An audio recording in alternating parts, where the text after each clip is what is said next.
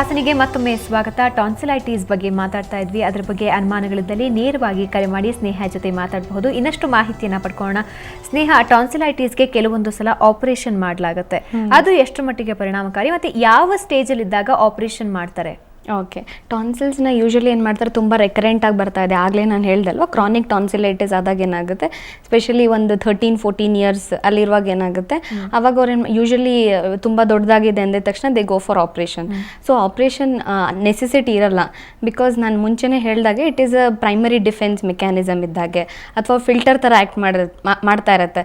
So ನೀರಿನ filter ಹೇಗೆ ತೆಗೆದ್ಮೇಲೆ ನೀರು ಹೇಗೆ ಇನ್ನೊಂದು ಕಡೆ ಕಲುಷಿತವಾದ ನೀರು ಇನ್ನೊಂದು ಕಡೆ ಹೇಗೆ ಹೋಗುತ್ತೆ, ಅದೇ ರೀತಿಯಾಗಿ ಈ ಇನ್ಫೆಕ್ಷನ್ ಏನಿರುತ್ತೆ, ಟಾನ್ಸಿಲ್ಸಲ್ಲಿ ಆಗಿರೋ ಇನ್ಫೆಕ್ಷನ್ ಆಪ್ರೇಷನ್ ಮಾಡಿದಾಗ ಏನಾಗುತ್ತೆ, ಬೇರೆ ಗಂಟಲಿನ ಸಮಸ್ಯೆಗಳು, ಫ್ಯಾರಿಂಗ್ಸ್ ಆಗಿರ್ಬೋದು ಅಥವಾ ಲ್ಯಾರಿಂಗ್ಸ್ ಆಗಿರ್ಬೋದು, ಅಥವಾ ಶ್ವಾಸಕೋಶದ ತೊಂದರೆ ಕೂಡ ಇದು ಲೀಡ್ ಮಾಡುತ್ತೆ. ಇದ್ರ ಜೊತೆಗೆ ಸೈನಸ್ ಪ್ರಾಬ್ಲಮ್ ಕೂಡ ಹೆಚ್ಚಾಗುತ್ತೆ. ಸೊ ಆಪ್ರೇಷನ್ ಯಾವುದೇ ಕಾರಣಕ್ಕೆ ಮಾಡಬಾರ್ದು. ಸೊ ಆಪ್ರೇಷನ್ ಮಾಡ್ದೇನೆ ಹೋಮಿಯೋಪತಿ ಚಿಕಿತ್ಸೆಯಲ್ಲಿ ಆಪ್ರೇಷನ್ ಮಾಡ್ದೇನೆ ಯಾವುದೇ ರೀತಿ ಸೈಡ್ ಎಫೆಕ್ಟ್ಸ್ ಇಲ್ದೇನೆ ಕಂಪ್ಲೀಟಾಗಿ ಟಾನ್ಸಿಲೈಟಿಸ್ ಕ್ಯೂರ್ ಆಗುತ್ತೆ. ಓಕೆ, ಇವಾಗ ಸಣ್ಣ ಮಕ್ಕಳಿಗೆ ಅಥವಾ ನಮಗೆ ಗೊತ್ತಿರೋ ಹಾಗೆ ಟಾನ್ಸಿಲೈಟಿಸ್ ಬಂತು ಇನ್ ಮೈನರ್ ಕಂಡೀಷನ್ ಅಂದಾಗ ಮನೆಯಲ್ಲೇ ನಾವು ಏನೆಲ್ಲ ಮಾಡ್ಕೋಬಹುದು? ಅದಕ್ಕೆ ಮನೆಯಲ್ಲಿ ಪ್ರತಿದಿನ ನಾನು ಹೇಳಿದಾಗೆ ಬಿಸಿನೀರು ಉಪಯೋಗಿಸ್ಕೊಳ್ಬೋದು.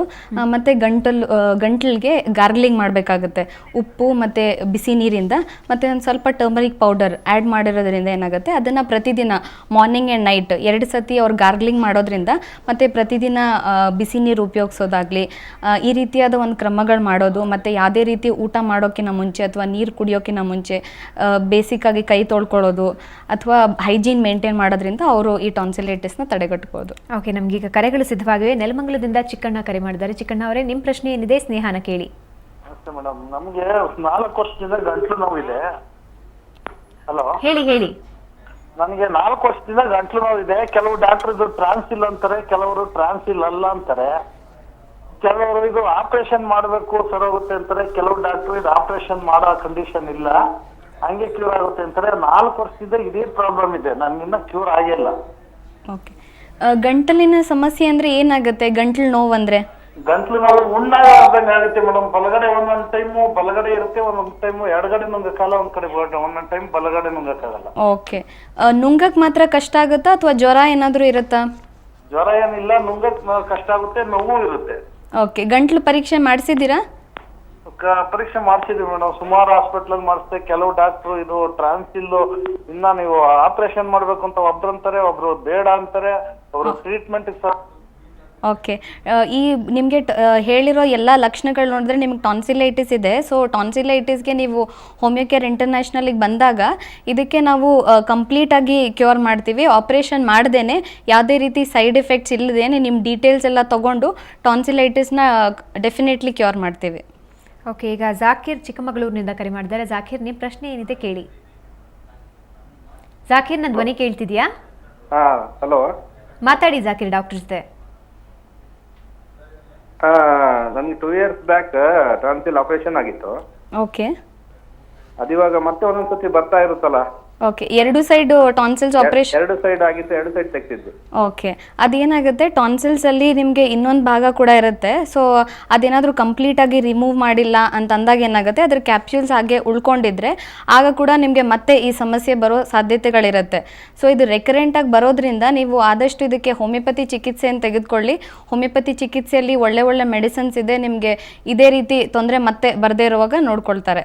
ಓಕೆ, ಈಗ ಪದ್ಮಶ್ರೀ ಮೈಸೂರಿಂದ ಕರೆ ಮಾಡಿದ್ದಾರೆ. ಪದ್ಮಶ್ರೀ, ನಿಮ್ಮ ಪ್ರಶ್ನೆ ಏನಿದೆ ಡಾಕ್ಟರ್ನ ಕೇಳಿ.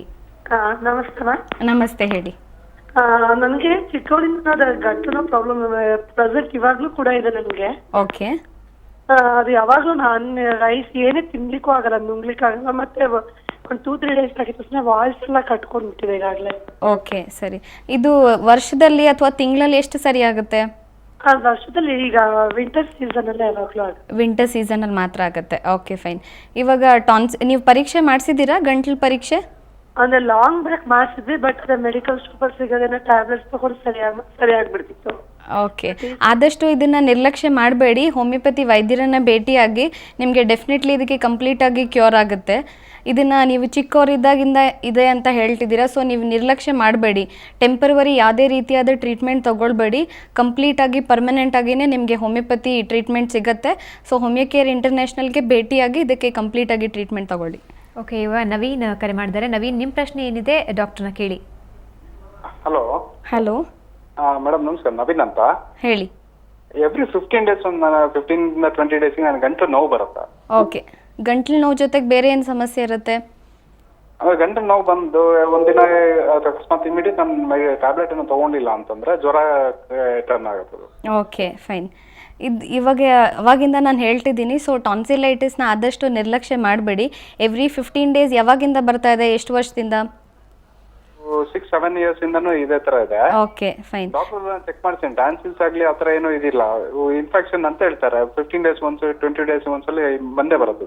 ಓಕೆ, ನಿಮಗೆ ಟಾನ್ಸಿಲ್ಸ್ ಇಲ್ಲ ಅಂತಂದಾಗ ನಿಮಗೆ ಫ್ಯಾರಿಂಜೈಟಿಸ್ ಕೂಡ ಇರ್ಬೋದು.